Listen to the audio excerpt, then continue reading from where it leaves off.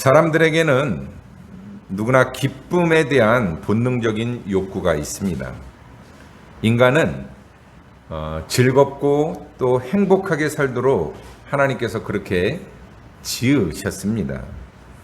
그래서 기쁨, 즐거움, 쾌락, 희열 이러한 것들은 모든 사람들이 다 추구하는 그러한 것들입니다. 하나님께서 이 세상을 창조하시고 에덴 동산을 만드셨지요.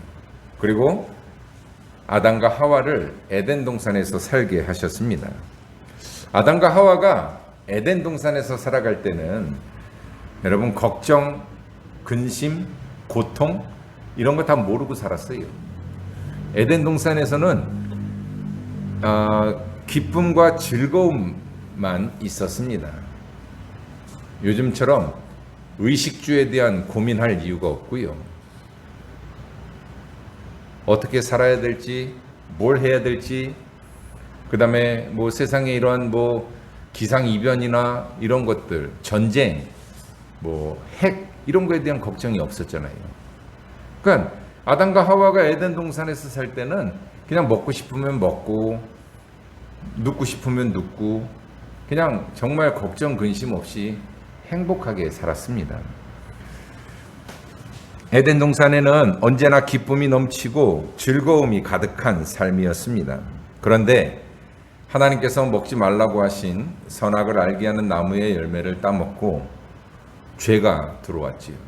그 죄로 인해서 에덴 동산에서 쫓겨난 뒤에는 인간에게 걱정과 근심거리들이 생겼고 두려움이 생기게 되었습니다. 땀 흘려 일하지 않으면 먹을 수가 없었고요. 죽음을 두려워하면서 살아가게 되었습니다. 결국 죄 때문에 기쁨을 잃어버린 삶을 살아가게 된 것입니다. 그래서 오늘날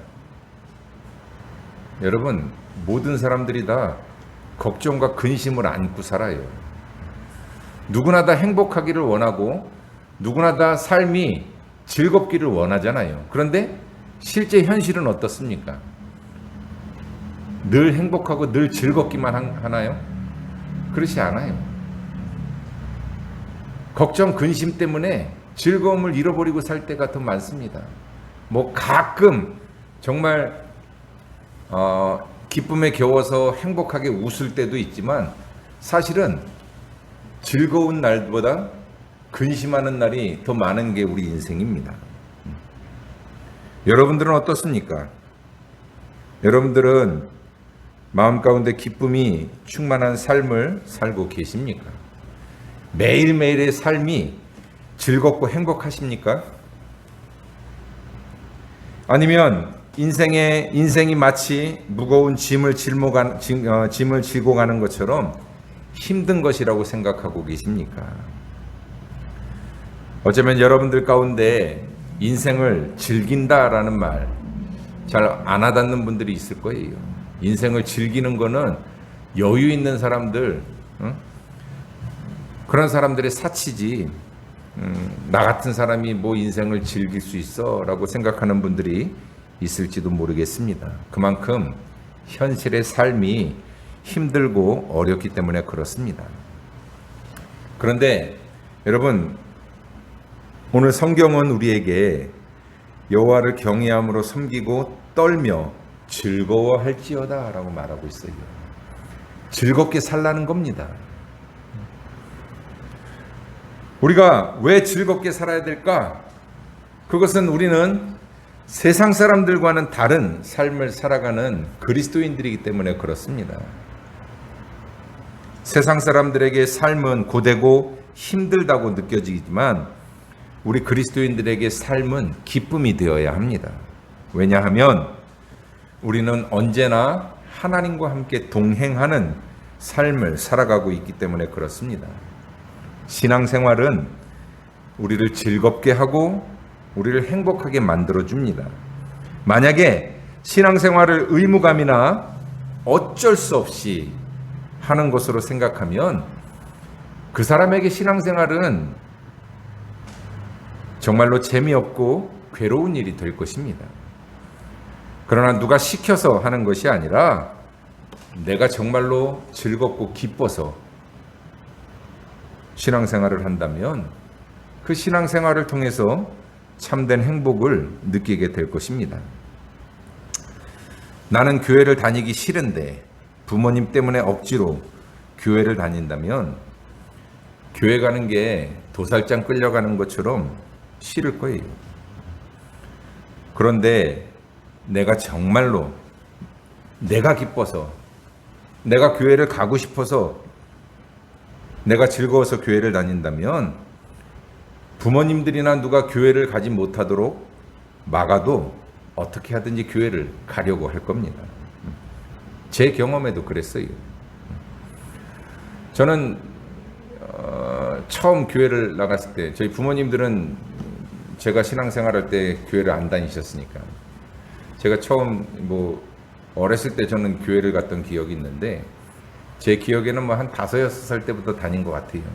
외삼촌 때문에 이제 교회를 다녔어요. 그런데 국민학교, 지금 이제 초등학교, 주일학교를 다닐 때에는 교회를 어떻게 하면 빠질 수 있을까? 왜냐하면 여러분 옛날에 꼭 주일 아침에 8시, 9시 되면 TV에서 만화 영화 많이 했거든요. 재밌는 만화 영화는 꼭 주일 아침에 했어요. 그걸 봐야 되는데 이 삼촌은 교회를 오라 그러고 그러니까 교회 가는 게 되게 싫었어요.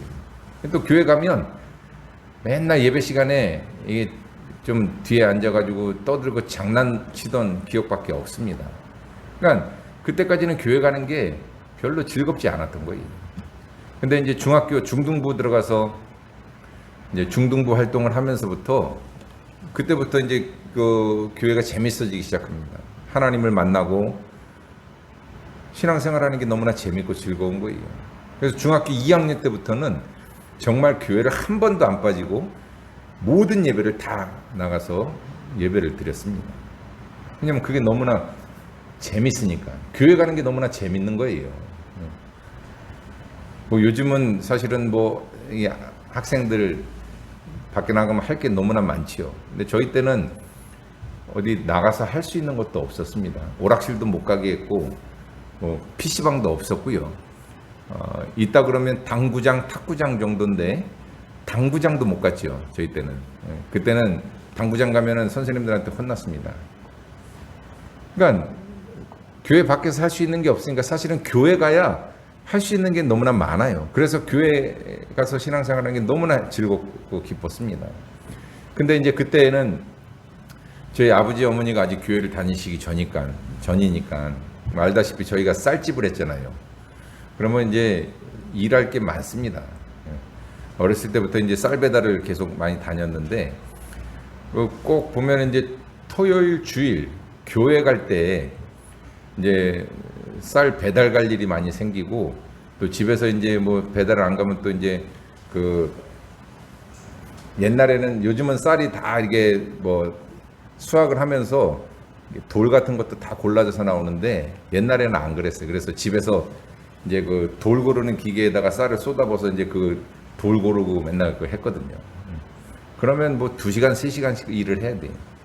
그러니까 중고등학교 때 여러분 생각해 보세요. 집에서 이게 쌀 맨날 그 돌 고르고 배달하는 게 재밌겠어요? 교회 가는 게 재밌겠어요? 당연히 교회 가는 게 재밌으니까 저는 어떻게든지 교회를 가려고 그러고. 근데 이제 또 집에 일이 많으면 이제 아버지는 또 이제 교회 이제 와서 배달하고 하라고 불러요. 어떤 때는 일이 많으면 교회를 가지 말라고 그럴 때도 있어요. 그러면 나는 어떻게든지 핑계를 대서라도 교회를 가려고 이 핑계 저 핑계 대서 빠져나가고 그랬습니다. 여러분 왜 그럴까? 신앙생활의 즐거움을 알았기 때문에 그렇습니다.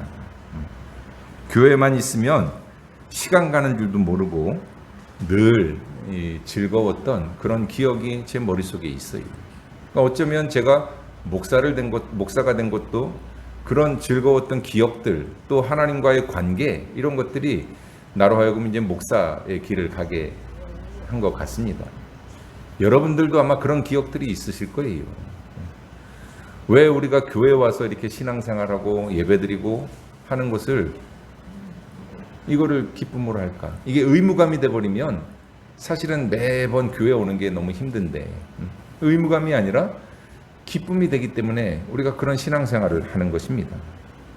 오늘 본문 11절은 우리에게 여호와를 경외함으로 섬기고 떨며 즐거워할지어다 라고 말씀을 하고 있습니다. 여호와를 즐거워하라 라는 이야기예요. 오늘 말씀을 함께 묵상하면서 우리가 어떻게 하면 하나님을 즐거워하는 그러한 신앙생활을 할 수 있을지 함께 생각해 보면서 은혜를 나누려고 합니다. 먼저 첫 번째로 여러분, 하나님을 즐거워하는 것이 바로 신앙생활입니다.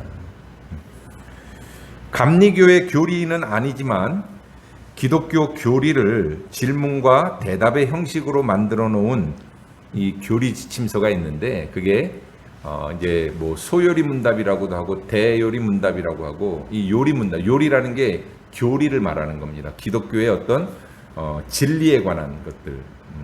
그러니까 쉽게 얘기하면 뭐 기독교의 규칙이라고 할 수도 있고, 아니면 기독교의 어떤 핵심이라고 할 수 있는 것. 그게 이제 교리라고 하는데, 감리교 교리는 아니에요. 그런데 이 기독교 신앙의 교리라고 할 수 있는 이 대소요리 문답에, 이게 대소요리 문답은 어떤 형식으로 되어 있냐면 질문을 던지고 거기에 대한 대답, 그러니까 신학적인 답변으로 이렇게 해서 만들어진 책입니다. 지금부터 약 한 400년 전에 만들어진 책인데, 그 대소요리 문답의 질문 중에 첫 번째 질문이 뭐냐면, 사람의 제일 되는 목적이 무엇입니까? 라고 되어 있어요. 사람의 제일 되는 첫 번째 목적, 하나님이 사람을 만드신 첫 번째 목적이 뭐냐라는 뜻이에요. 여기에 대한 답변이 뭐라고 되어 있냐면, 사람의 제일 되는 목적은 하나님을 영화롭게 하는 것과 그를 영원토록 즐거워하는 것입니다 라고 답변이 되어 있어요. 자, 두 가지죠. 첫 번째 뭐라고요? 하나님을 영화롭게 하는 것. 두 번째는 하나님을 영원히 즐거워하는 것. 이 두 가지가 사람의 첫 번째 되는 목적이라고 이야기를 합니다. 하나님을 영화롭게 한다라는 건 뭡니까? 하나님의 영광을 이 세상 모든 사람들이나 피조물들에게 나타내 보이는 것, 그게 하나님을 영화롭게 하는 거죠. 우리 그리스도인들은 하나님을 영화롭게 해야 될 의무가 있습니다. 그 다음에 우리가 주목해야 될 부분이 바로 그 다음의 말씀인데, 사람의 제일 되는 목적 중에 하나가 또 뭐냐면 하나님을 영원토록 즐거워하는 것이라는 거예요. 하나님을 영원토록 즐거워한다. 이 소요리 문답의 영어 문장에 보면 enjoy God forever라고 되어 있어요. enjoy라는 말은 즐긴다라는 의미가 있잖아요. 그러니까 즐거워한다, 즐긴다. 하나님을 즐기는 것. 그게 사람을 창조하신 목적 중에 하나라는 겁니다. 여러분, 하나님을 엔조이한다, 즐거워한다. 이 말은 우리가 하나님을 즐겁게 해드리는 것이 아니에요.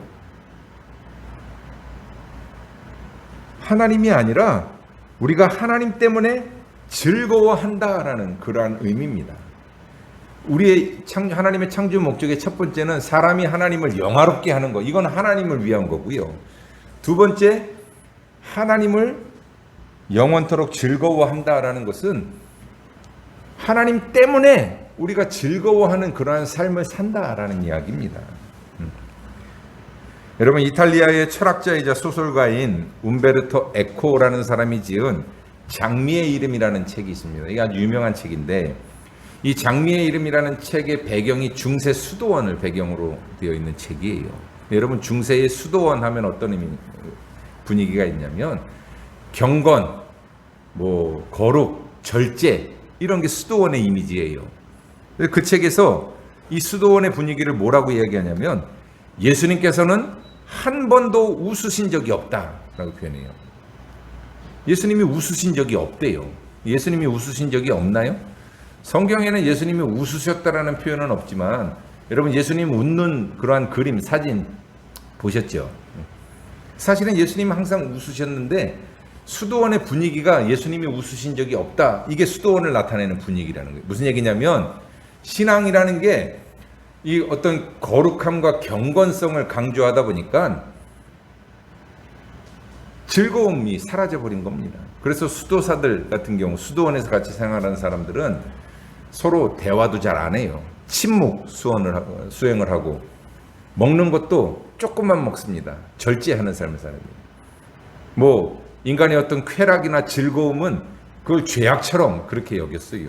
그래서 중세 사람들이 가지고 있던 어떤 신앙이라는 것, 이것은 그런 어떤 경직돼 있는 그러한 신앙의 모습들, 수도원으로 대표되는 이러한 중세 신앙은 즐거움을 잃어버린 그러한 어떤 거룩함만을 강조하는 그러한 신앙이었다라는 겁니다. 그래서 신앙생활을 하면서도 왠지 이렇게 막 행복하고 즐거우면 안 될 것 같은 그런 사회적인 분위기가 있었다라는 거예요.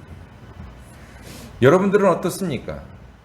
우리들 중에서도 이런 어떤 신앙이라고 하는 것, 또 하나님을 예배하고 섬기는 것에 대해서 이러한 어떤 경건함과 거룩함만을 강조하다 보면 자칫 우리도 신앙생활에서 즐거움을 잃어버리고 그렇게 신앙생활하는 경우들이 있어요. 그래서 사실은 이 아주 보수적인 그러한 교단들, 특히 뭐 장로교 이게 뭐 합동 측이나 그다음에 뭐 고신 측이나 이런 데 같은 데 보면 사실은 예배 시간에 이게 정말 바늘 떨어지는 소리가 들릴 정도로 아주 조용합니다. 여러분, 감리교는 우리가 뭐 이렇게 부흥회 같은 때 예배 드리면서 막 박수 치면서 찬양하잖아요. 그죠? 통성기도도 하고. 장로교 어떤 교단들은 상상할 수도 없어요. 예배 시간에 박수를 친다? 그 다음에 뭐 통성으로 뭘 기도한다? 이건 말이 안 됩니다. 예배는 항상 거룩하고 경건해야 된다라는 그런 이미지가 강해서. 근데 여러분, 우리가 박수 치면서 찬양하면 어때요? 더 이렇게 막 마음에 어떤 기쁨이 그럴 때가 있잖아요. 뭐가 정답이라고 할 수는 없지만 왜 이 말씀을 드리냐면, 신앙이라고 하는 것은 지금 오늘 이야기하는 것처럼 하나님으로 인해서 우리가 즐거워할 수 있어야 된다라는 겁니다. 그게 신앙생활이에요. 근데 어떤 사람들은 우리가 하나님을 기쁘게 해드리는 게 신앙생활이지, 하나님을 우리가 즐긴다, 즐거워한다, 이건 말이 안 돼라고 생각하는 분이 있을지도 몰라요. 근데 여러분, 이 하나님을 즐긴다라는 이 표현이 최근에 어떤 뭐 자유주의 신학 사주에서 생긴 게 아니라 이미 400년 전에 상당히 보수적인 신앙과 신학을 가지고 있던 중세 영국에서 생겨난 그러한 교리입니다.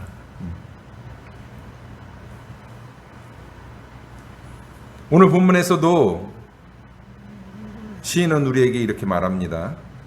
하나님을 즐거워하라 라고 말하고 있습니다. 그러니까 하나님을 즐거워하는 것, 하나님을 즐긴다라는 게 바로 가장 성경적이고 전통적인 교리라는 거죠. 성경은 우리에게 하나님을 즐거워하라라고 가르치고 있습니다. 그래요. 여러분, 신앙생활은 즐거워야 됩니다. 신앙생활이 의무가 되어서 마지못해서 억지로 하는 것이 되어서는 안 된다라는 겁니다.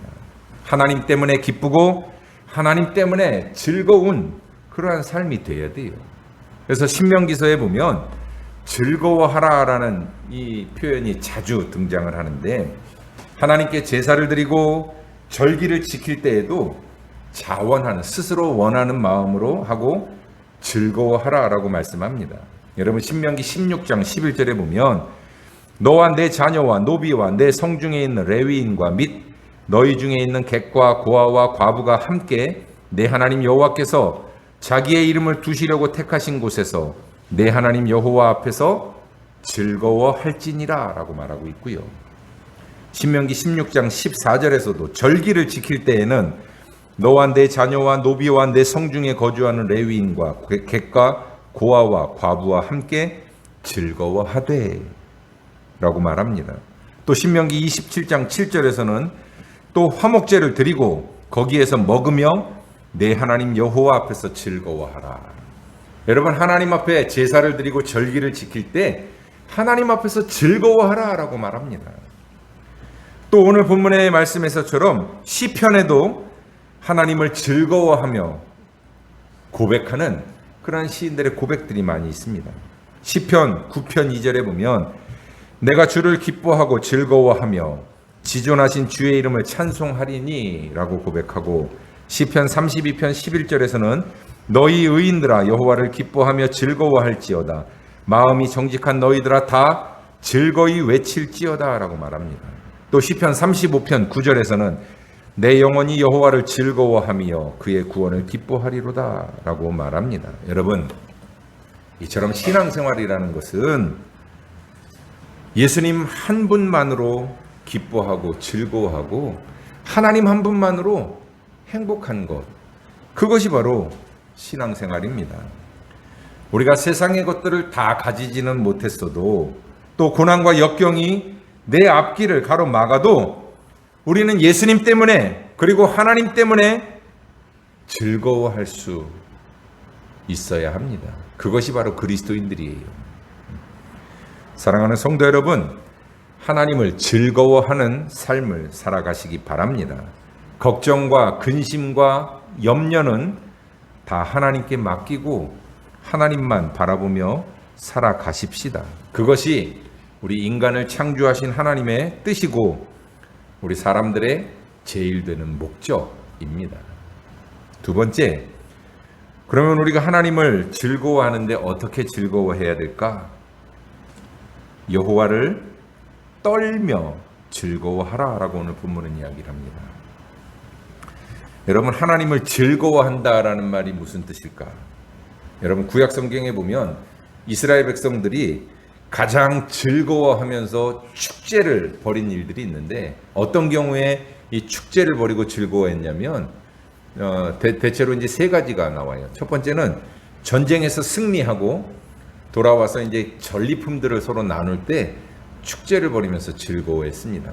왜냐하면 전쟁에서 이겼으니까, 그리고 상대방의 것을 뺏어서 왔으니까 서로 나누면서 기쁨을 누렸지요. 두 번째는 첫 아들을 낳아서 할례를 행하면서 기뻐했다 그래요.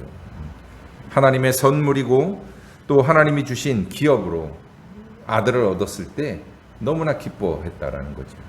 세 번째는 이제 곡식을 추수하고 난 다음에 수확의 기쁨을 나누면서 축제를 베풀었다고 합니다. 그래서 이스라엘 백성들은 이 세 가지 경우에 모두 다 손님들을 초청해서 큰 잔치를 벌였다고 합니다.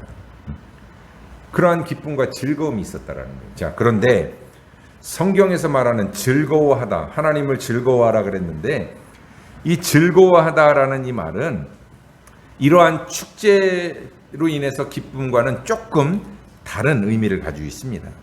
구약 성경에 즐기다 또는 즐거워하다라는 이 단어가 약 한 410개 정도 나온다 그래요.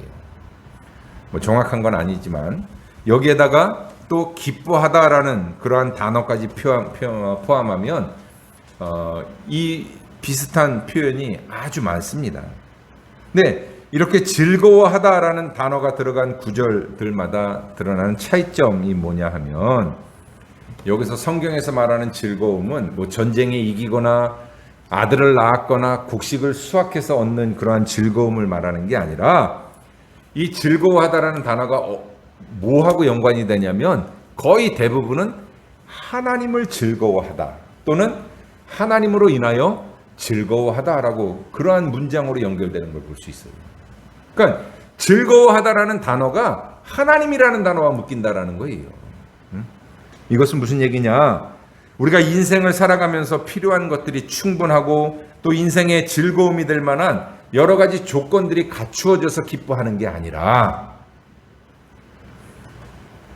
하나님 한 분만으로 즐거워하는 것, 그것이 성경이 말하는 기쁨이라는 겁니다. 여러분, 성경에서 말하는 기쁨의 조건은 오직 하나예요. 하나님 때문에 기뻐한다라는 이야기입니다. 그리고 오늘 본문에는 이 시편을 지은 시인이 하나님을 즐거워하는 모습이 어떠했는가를 잘 보여줍니다. 오늘 본문 같이 보실까요? 여호와를 경외함으로 섬기고 떨며 즐거워할지어다. 자, 여기서 떨다라는 단어가 히브리어로 라이드라는 단어를 썼는데, 이 말은 원어로 어떤 의미냐면 전율하다, 떨리다, 두려움이라는 뜻을 가지고 있는 말입니다. 이것은 어떤 의미냐면 몸부림치면서 떨다라는 그러한 의미를 가지고 있는 말입니다. 우리가 이 앞에서 경외함으로라는 말 때문에 떨며 즐거워하다라고 할 때 이 떨다라는 게 두려움에 떠는 것처럼 생각할 수 있어요. 왜냐하면 하나님을 경외한다라는 것은 하나님을 이게 좀 두려워하는 마음으로 하나님을 거룩하게 여기는 게 그게 경외거든요.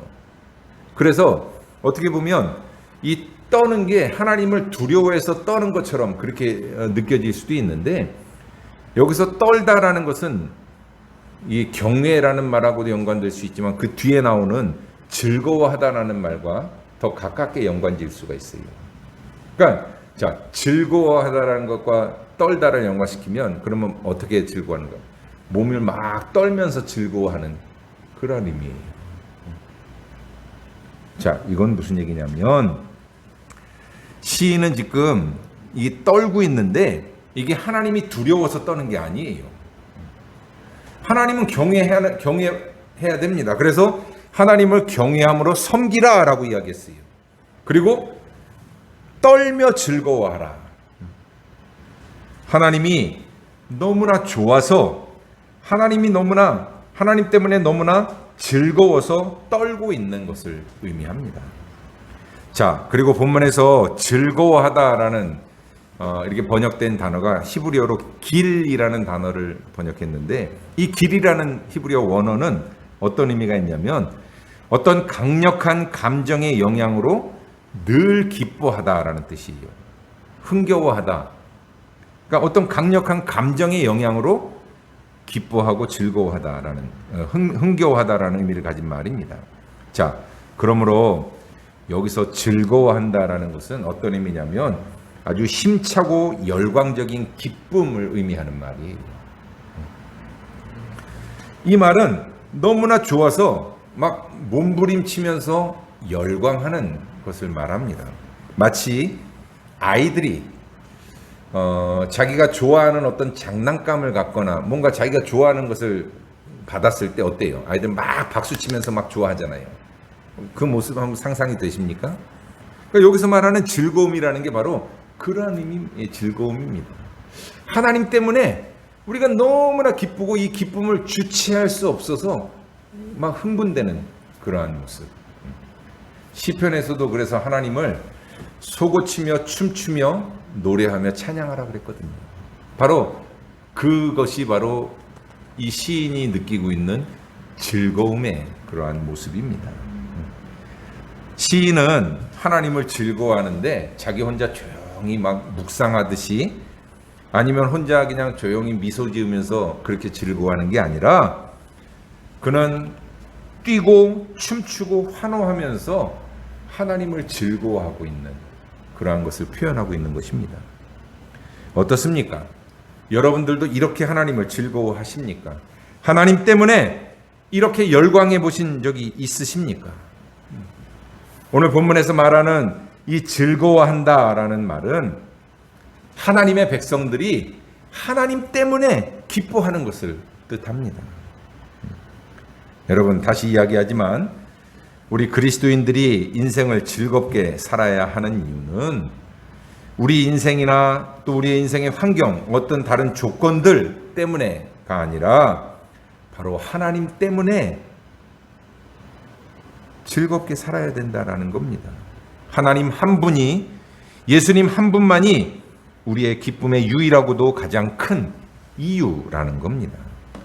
여러분, 성경을 보면 수많은 신앙의 선배들이 하나님을 즐거워하는 삶을 살았다라고 증거하고 있습니다.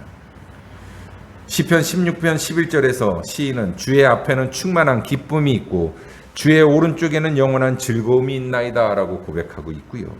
또 이사야서 58장 14절에 보면 이사야 선지자가 모든 하나님의 백성들에게 이렇게 선포합니다. 여호와 안에서 즐거움을 얻으라. 하나님 안에서 즐거움을 얻으라 라고 가르칩니다. 또 하박국 3장 18절에 보면 하박국 선지자가 이렇게 고백하는데 나는 여호와로 말미암아 즐거워하며 나의 구원의 하나님으로 말미암아 기뻐하리로다 라고 고백합니다. 비록 집안의 양식이 다 떨어져 가고 몸과 마음이 지치고 적들이 쳐들어와서 어떤 일이 벌어질지 알 수 없는 상황이지만 하나님이 계시다라는 그 사실 하나만으로도 즐거워하고 기뻐할 수 있는 것, 그것이 바로 하나님을 즐거워하는 우리 그리스도인들의 삶의 모습이라는 겁니다. 이 하박국 선지자의 고백이 여러분들의 고백이 될 수 있기를 주의 이름으로 축복합니다. 마지막 세 번째로, 그러므로 저와 여러분들 모두가 진심으로 하나님을 즐거워하는 삶을 살아가시기 바랍니다. 오늘부터 여러분들은 하나님과 예수님을 믿고 사는 것이 참으로 기쁘고 즐거운 것이다 라는 것을 깨달으시 바랍니다. 그리고 하나님을 믿는 믿음으로 인하여 여러분들의 삶이 실제로 행복하고 즐거운 삶이 되실 수 있기를 바랍니다. 수많은 성경의 위인들이, 그리고 수많은 신앙의 선배들이 하나님으로 인하여 즐거운 삶을 살았고, 지금도 많은 사람들이 하나님 때문에 행복하게 살아가는 사람들이 있습니다. 그들은 고통 중에도 하나님과 그 역사를 생각하면서 즐겁게 웃을 수 있습니다. 여러분, 우리가 예수 믿는다고 해서 맨날 즐겁고 행복하진 않잖아요. 예수 잘 믿는 사람들도 고난이 있고 역경이 있습니다. 어려울 때가 있어요. 그런데 왜 우리가 즐거워하고 기뻐할 수 있습니까? 하나님 때문에. 하나님이 나와 함께 하심을 우리는 느끼기 때문에 고난 중에서도 기뻐할 수 있는 겁니다. 여러분, 베드로전서 4장 13절에 이런 말씀을 하죠. 오히려 너희가 그리스도의 고난에 참여하는 것으로 즐거워하라. 이는 그의 영광을 나타내실 때에 너희로 즐거워하고 기뻐하게 하려 함이라. 그렇습니다. 우리 그리스도인들은 이 땅에서 성공을 바라고 사는 사람들이 아니라 하나님 나라의 소망을 가지고 사는 사람들입니다. 그렇기 때문에 그리스도의 고난에 참여하는 것도 즐거워할 수 있다는 겁니다. 이 땅의 것이 아닌 영원한 하나님의 나라를 바라보는 믿음이 있기 때문에 우리는 예수님 한 분만으로도 충분히 기뻐하고 즐거워할 수 있습니다.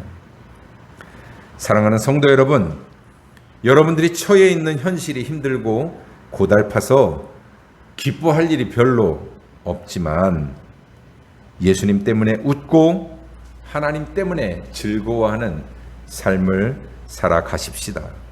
다른 사람들 눈치 보면서 마지못해서 하는 신앙생활이 아니라 내가 스스로 기쁘고 즐거워서 하는 그러한 신앙생활이 되시고, 너무나 기뻐서 떨리는 마음을 주체할 수 없을 정도의 그러한 설렘과 흥분으로 하나님 전에 나와 예배를 드리며 하나님 때문에 날마다 즐거워하는 그러한 삶을 살아가는 저와 여러분들이 될 수 있기를 주님의 이름으로 축복합니다. 기도하겠습니다. 사랑과 은혜가 충만하신 하나님 아버지, 하나님 때문에 우리가 날마다 기뻐하고 즐거워하는 복된 인생들이 될 수 있도록 도와주시옵소서.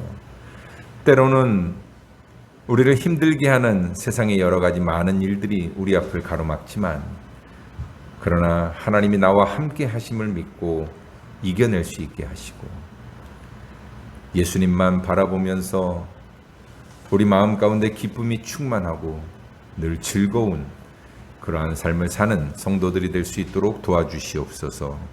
예수님의 이름으로 기도드리옵나이다. 아멘.